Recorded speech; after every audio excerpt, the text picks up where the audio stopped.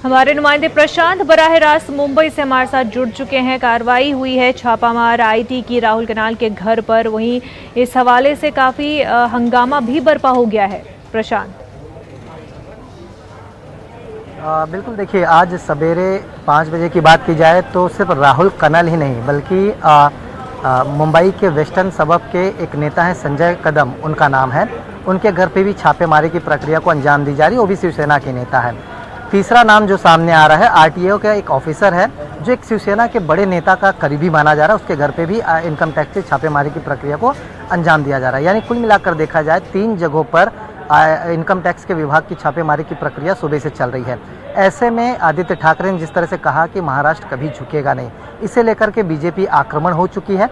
आशीष शेलार ने खासतौर पर जो 2 गाने बताए वो सभी ने सुने कि चोर मचाए शोर, और साथ ही नीतीश राणे अभी कुछ मिनट पहले ही मीडिया से बात करते हुए उन्होंने साफ तौर पर कहा कि महाराष्ट्र को बेचने वालों के सामने महाराष्ट्र बिल्कुल नहीं झुकेगा। यानी कुल मिलाकर देखा जाए तो एक तरफ जहां महाराष्ट्र सरकार बीजेपी पर निशाना साधते हुए कह रही कि केंद्रीय सभी जांच एजेंसियों का इस्तेमाल किया जा रहा है क्योंकि चुनाव जो है महाराष्ट्र में नज़दीक आ रहा है, और देखा जाए तो बीएमसी चुनाव बिल्कुल नज़दीक है। तो इसी बातों को ध्यान में रखते हुए महाराष्ट्र सरकार का साफ तौर पर कहना है कि बीजेपी जो है केंद्रीय एजेंसियों का इस्तेमाल कर रही है और छापेमारी की प्रक्रिया को अंजाम दे रही है।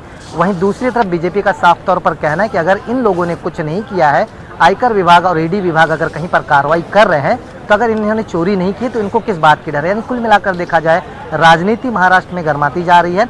बीजेपी और शिवसेना आमने सामने खड़ी हुई है। इलेक्शन जो है देखा जाए तो बीएमसी का सामने सबसे बड़ा बजट मैं आपको बता दूं 40,000 करोड़ का बजट जो है बीएमसी का होता है। यानी एक बहुत बड़ा एक चुनाव अगर कहा जाए महाराष्ट्र के लिए तो बीएमसी का चुनाव कहा जाता है। तो ऐसे में चुनाव को लेकर के दोनों पार्टियां आमने सामने उतर चुकी है।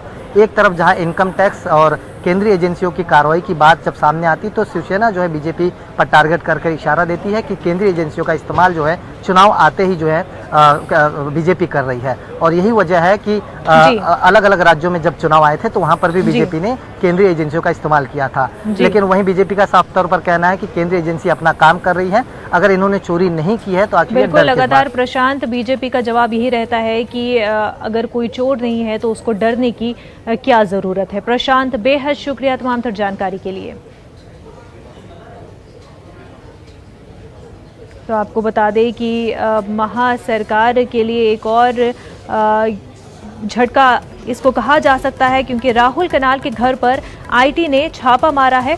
राहुल कनाल शिवसेना यूथ विंग के लीडर है और साथ ही साथ आदित्य ठाकरे के करीबी भी हैं।